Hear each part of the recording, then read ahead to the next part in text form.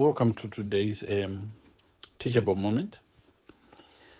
In chess, the moment we come under pressure, our instinct is to retreat into safety. We start thinking only about what the opponent might do, and we forget that we have resources. We have counterplay or threats of our own. That fear response is natural, but it's also very limiting. In this game, you're going to see a powerful example of that dynamic. One side launches an attack, and immediately the other side becomes fixated on defending every possible threat. The critical mistake isn't tactical, it's more psychological. Instead of asking, what can I do to change the situation, the player asks, how do I survive? And the moment you shift into survival mode, you hand momentum to your opponent. What I want you to observe in this game is the turning point, the position where the defending player actually has counter threats strong enough to seize the initiative, but fails to recognize them. This is the core lesson. When you are attacked, don't freeze. Don't collapse into damage control. Evaluate objectively. Look for active options. Create problems your opponent must solve. The strongest players aren't just good defenders.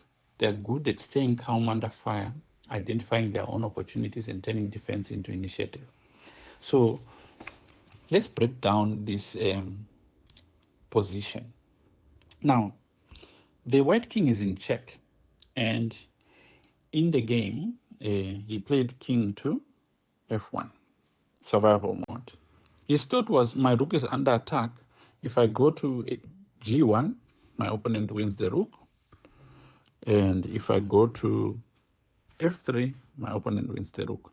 And he stopped looking at this. But because this player is a 2200, it's a very strong player.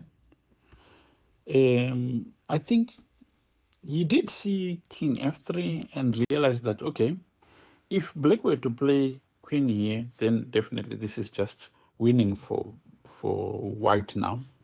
After here, take, and bishop b2. You have to sacrifice the knight and the queen here just to survive, but it's not enough. And just like the short game, where the famous Niger short game where the king goes to assist checkmate, black can't do anything about this position. So I'm sure he did see, let's say, up to he saw the idea of taking on e5 and just thought maybe this is not enough. Maybe that's what he thought. But if he had looked a little bit further here, there's not much that black can do in this position. A very interesting point is that in this position, rook a8 doesn't really work, because now take, and promote to queen, rook take, and king here. You have check, king here, and you've got this check, which wins the queen, whichever way you do it. Let's say here he just discovers check and picks up the queen. So the position of the queen in this particular line is very important. So if he had seen all these, I am quite sure that white would have simply played king to f3. But I think the moment he was attacked, he just saw that, well, my rook is attacked. Let me just go safely here. Now, a series of events occurs that make this a problem. So first of all, a knight takes on e5, and after rook takes e5, there is now rook a8. Now, it's very important here to realize that, okay, now queen takes doesn't work anymore, because there's an intermediate move by black, which is check, and after wherever the king goes, There's another check. And if the king goes back, now you have rook takes c8. And the queen, it's very important that the queen is not on h4. And after promote, rook takes, king here, and bishop check, king here. There's no discovered check, that's dangerous. And the queen in this position is much stronger than the rook and bishop. So this would have been very, just completely lost.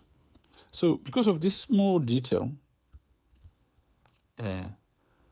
white, after rook c8 played queen b5, but after queen f4 check, king g1, queen d4 check, the game is pretty much lost, because after king f1, queen c4, even, there's no, in the long run, the game is just simply lost. Game is just simply lost. But the mistake was